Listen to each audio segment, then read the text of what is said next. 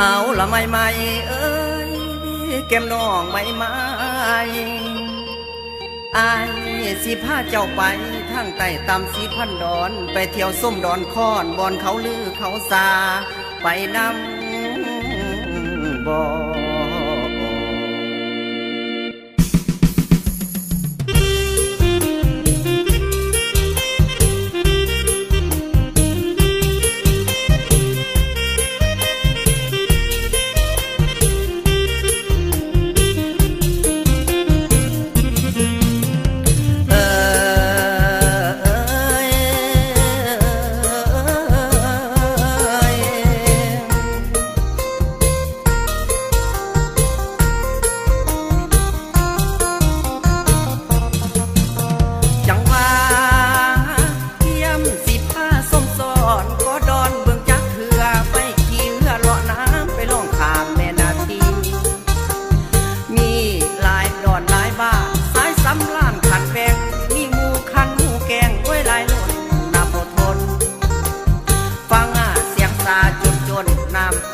ทอดผ้าเพลงเป็นบอลเล่งสำคัญของแขกคนมาสมบาง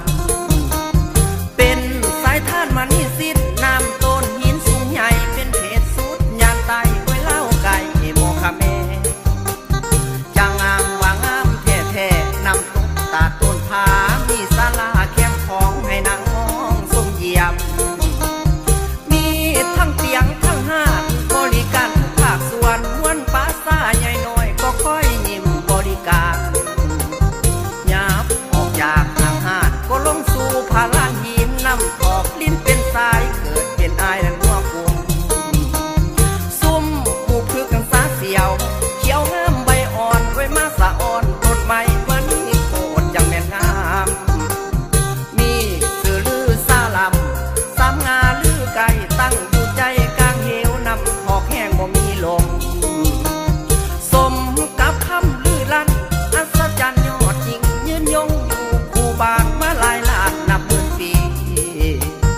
หยาบออกจากหม่องนี้สิพาไปหม่องใหม่สิพันดอนเขตใต้มีหลายบ้านบ่อนทรง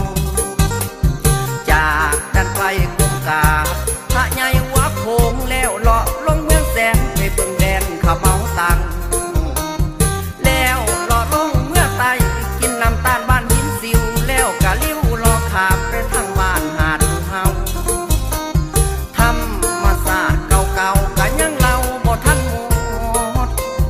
หันมาจดมาจำคนสำคัญอีกฟางสำคัญอีกฟางยับมาเป๊กเขตคายปันพ้นไตลีพี